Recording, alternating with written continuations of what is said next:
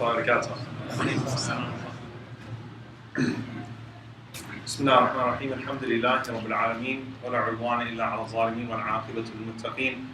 اللهم صل وسلم وبارك على عبدك ورسولك محمد صلى الله عليه وسلم وعلى آله وصحبه وسلم تسليما كثيرا. First and foremost, obviously, it's very hard to come up with a 15-minute impromptu Khatira in front of Shaykh Yasir Rajas, who I love dearly for the sake of Allah subhanahu wa ta'ala. I ask Allah subhanahu wa ta'ala to bless him, inshaAllah ta'ala, to restore him back to his full health, inshaAllah, to purify him from his sins, to elevate him, inshaAllah, to make him Imam for the Muslims, and to allow us to be gathered with him in the companionship, inshaAllah, of Rasulullah sallallahu alayhi wa sallam in Jannat al-Firdaus. Everyone say Ameen. Ameen. I'll just remind you all, inshaAllah ta'ala, then with just the few minutes that I have, it's really this Ramadan. There's a really special feeling to this Ramadan, subhanAllah, and I thought it was just me, but I was speaking to several people, and everyone that I seem to talk to says this is the best Ramadan that they've ever had. And it just seems to have a very special feeling to it. And I know that the days are long, but subhanAllah, even though the days are long, we still feel blessed to have this opportunity. And I'll share with you guys a personal reflection. Actually the day of Ramadan, the day of the first night of Ramadan, I woke up in the morning and I had a bunch of text messages, I had a bunch of voicemails, and people, leaving me voicemails saying, "Shaykh, we thought that you died, and alhamdulillah, we're glad that you're alive." And I literally had two friends of mine that were crying on the voicemail, and I couldn't understand why. And then they told me that if you went to yahoo.com or if you went to Twitter, the number one trend was Omar Suleiman dies. Omar Suleiman from Egypt, the former Rais al-Mukhabarat, head of intelligence vice, who happens to have his name spelled exactly like I have my name spelled. And subhanAllah, at first it was funny, then it was actually kind of eerie going and seeing your name, and subhanAllah, it's a reminder. So as Omar Suleiman dies and people are saying, alhamdulillah, we're glad you're not dead. I said, well, jazakallah khair, I'm glad you're glad that I'm not dead. That's a good sign, inshallah. But then it made me think, and it made me reflect. Allah subhanahu wa ta'ala took this man's life just a few hours before Ramadan. SubhanAllah, just think about that. What that means, and how blessed we are to be in this month right now and to appreciate it. And there is a narration that is a very powerful narration. It's one of my favorite narrations about Ramadan. If I could say I had a favorite hadith about Ramadan, it's this hadith, which is narrated in Ibn Majah with an authentic chain in a silsila sahihah, from Talha ibn Ubaidillah radiallahu ta'ala anhu, just to really soak in the sheer opportunity of Ramadan. And Talha radiallahu ta'ala anhu, who is from Al-Ashr al-Mubashirin, the 10 promised paradise, he had this dream.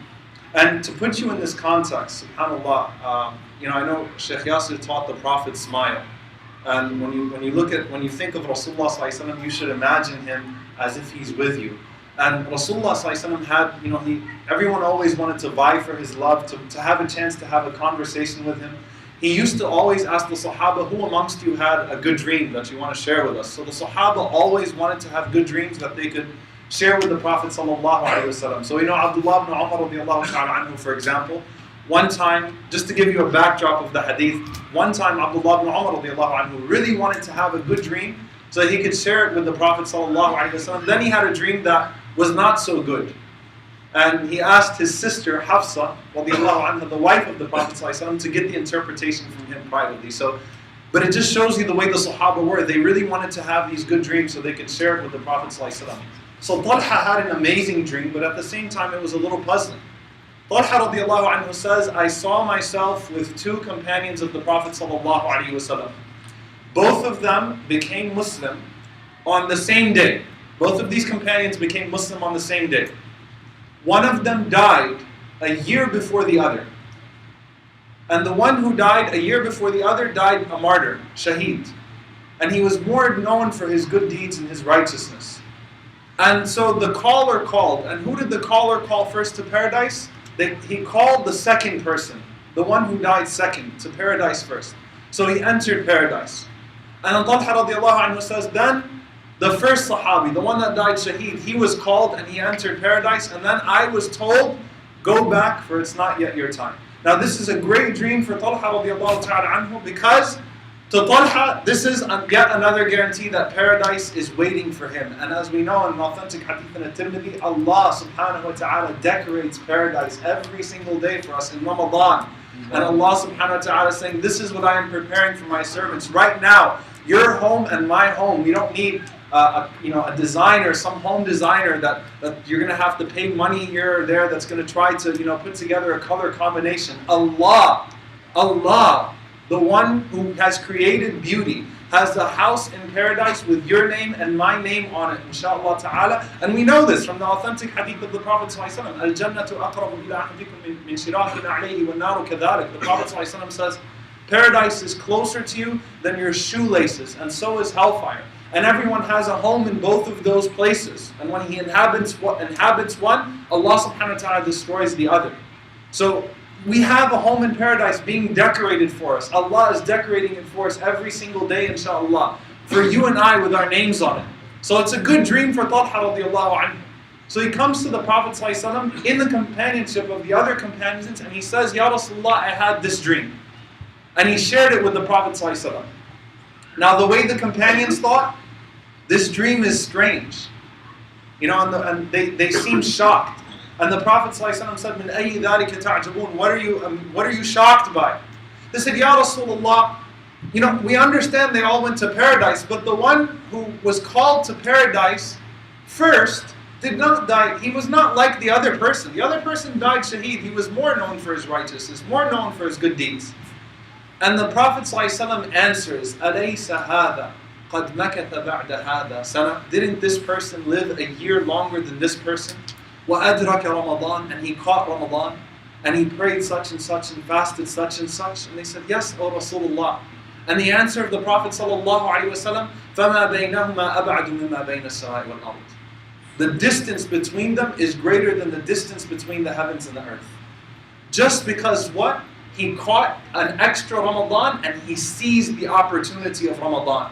Now someone might look at this, and we always have the pessimist. The pessimist always will say, how can you say that a person will surpass a shaheed? That's an insult to the shuhada. The optimist will say, that means that if I do Ramadan right, I can surpass the shaheed.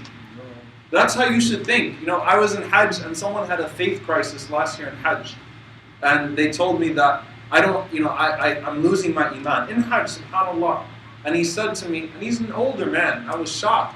And look at his reasoning. He said, because how come these people in Mecca, they're not very nice, and that's not an insult to the people of Mecca, but in Hajj everybody's really rough, right? So they said, these people in Mecca that we see that are yelling at us and cursing us, they get to pray in the haram, and they get 100,000 times the salah, just because they live here.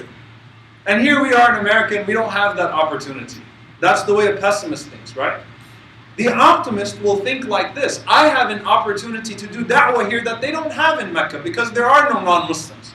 And Rasulullah sallallahu alaihi wasallam said that if a person accepts Islam on your hands, it's better for you than the entire world, than red camels, everything that the world that can possibly be possessed in the world. So you have an opportunity, he has an opportunity. The point is that you seize your opportunity, you seize every moment, you seize that night to make dua. And we look at the Prophet ﷺ, there was, in his lifetime, there is a man by the name of Usayrim, radiyallahu ta'ala anhu. Usayrim, who came to fight in the battle of Badr, and before that he didn't become Muslim. He just showed up to the battle of Badr. And the Sahaba saw Usayrim fighting, and some of them asked him, they said, we know you're not Muslim. He was just one of those people that was kind of indifferent towards the message. We know you're not Muslim. Are you fighting here fi sabilillah, or is this some kind of nationalistic pride? He said, no, I'm here for Allah and His Messenger sallallahu alaihi wasallam. And Usayrim dies in the battle of Badr. And they asked the Prophet ﷺ, what's his situation? Abu Hurairah radiallahu ta'ala anhu used to quiz the people, the Sahaba. He used to say, shall I tell you about a man who entered into paradise, a martyr, and he never prayed a single prayer in his life. Not a single salah. But he got to enter Jannah as a shaheed. Why? He seized the opportunity. And really that's what Allah subhanahu wa ta'ala wants from us. To be to be where Allah wants you. When Allah wants you to be there, doing what Allah wants you to be doing. At every moment you ask yourself, Am I where Allah wants me to be? Am I doing what Allah subhanahu wa ta'ala wants me to do? And am I seizing the opportunity of the time that I have right now? This is a blessed month, subhanallah. I mean, the ahadith are just full of reward after reward after reward after reward. And subhanallah, it really got me thinking that day, how blessed am I? How blessed am I that I'm not the Omar Suleiman that was dead, that didn't get to witness this month. How blessed am I? And subhanAllah, if we really thought to ourselves, how many people didn't make it? How many people didn't make it? It's about being sincere and wanting it. And when you really want this, when you really want to be pleasing to Allah subhanahu wa ta'ala, Allah will open for you the avenue somehow. Right? Rasulullah sallallahu alayhi wa sallam stands before the Sahaba and he says that there will be 70,000 people that will enter Jannah without any form of adhab and without any form of hisab. No punishment and no accountability. And Ukasha, radiyallahu anhu.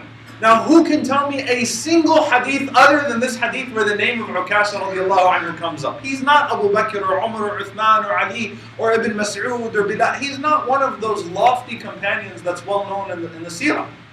But you know his name from this one hadith.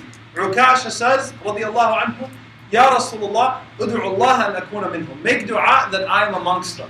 And the Prophet ﷺ said, Anta minhum, you're amongst them. He just wanted it at that moment, and he was sincere, and he seized the opportunity. Then another Sahabi says, Ya Rasulullah, me too. He says, Sadaqaka biha Ukasha. Ukasha beat you to it. He beat you to it. He wanted it more. He wanted it. I mean, it's a genuine desire. So how bad do you want to be forgiven in Ramadan? Before you start analyzing Ramadan just from a pure statistic standpoint, thinking how many tarweeh salawat have I caught? How many chapters of Quran have I read? The very basic question you should be asking yourself is, how bad do I want Allah subhanahu wa ta'ala to forgive me and to enter me into Jannah? How bad do I want to meet Allah subhanahu wa ta'ala at the end of this month without any sins on me, inshaAllah? غُفِرَ لَهُ مَا تَقَدَّمَ مِنْ ذَنْبِهِ. Whoever fasts Ramadan, and one narration, قَامَ Ramadan, whoever stands in Ramadan, إِيمَانًا وَاحْتِسَابًا, engaging his faith and seeking the reward, all of his previous sins are forgiven. How bad do you want it? How bad do I want it? And that's really what we have to ask ourselves in this blessed month. I mean, subhanAllah, Rasulullah ﷺ has told us that the mighty reward of shahada, of martyrdom, could be attained by a person while he dies in his sleep, just because he's sincere when he asks Allah subhanahu wa ta'ala for it. Just because he's sincere when he asks Allah for it. So whenever we make this dua, because sometimes we tend to get really, really robotic with our du'as, and I'm sure Shaykh Yasser has touched on this many times with you before, how we can get robotic with our du'as, right? Just systematic, I'm just trying to make sure I read it exactly as the text is and things of that sort, but my heart is absent. So whenever we make the dua, with the last 10 nights coming up, the most important dua, the most beloved dua to the Prophet ﷺ, Allahumma innaka afuwun tuhibbul afwa fa'fu anna. Oh Allah, you are one who pardons. You love to pardon. You love to pardon. So pardon me, fa'fu anni. When you make that dua, will you just be making it for the sake of making it, or will you really have your heart into it? Like, oh Allah, this Ramadan, I really want to be a different person. I really, really want to change, because I really don't know if I will have another Ramadan. I really don't know if I'll have another day of Ramadan. And that's why, subhanAllah, when you hear that the first 10 days are mercy, second 10 days forgiveness, third 10 days are being protected from hellfire, in reality, every day of Ramadan is mercy, every day is forgiveness, and every day is being freed from the hellfire, because there are two authentic ahadith, one from Abu Umama and one from Abu Sa'id, may Allah be pleased with them both, that the Prophet ﷺ said, Inna lillahi fi kulli yawmin wa layla, that verily Allah has on every single day and night, meaning in this month, utaqa, people He frees from hellfire. You got it right one night, one day, you cried, you shed a tear with Allah subhanahu wa ta'ala. You felt like you were in the zone, and you made a special dua to Allah subhanahu wa ta'ala. You asked Allah subhanahu wa ta'ala for a new beginning. You asked Allah for redemption, and Allah wrote it down that night, that my servant so-and-so is from those who are freed from hellfire. SubhanAllah. You don't know if you'll live to see the last 10 nights to really be able to get into the zone. So try to get into the zone tonight, inshaAllah ta'ala, tomorrow while you're fasting. Whatever it is, try to make use of every single day and be sincere, recognizing the opportunity and taking advantage of the opportunity. So I ask Allah subhanahu wa ta'ala to make this an accepted Ramadan, inshaAllah ta'ala, for all of us. Because if Allah does not accept it, then all of the tarweeh and all of the qira'at al-Quran and all of the prayers and all of the fasting will be in utter waste. So we ask Allah subhanahu wa ta'ala to accept it, to write it down for us, to multiply the reward, to magnify the reward, and at the end of the day just to be pleased with us, to look at His servants and show us His mercy subhanahu wa ta'ala, because no one has the mercy that He has subhanahu wa ta'ala. So jazakumullahu khairan. Assalamu alaikum wa rahmatullahi wa barakatuh.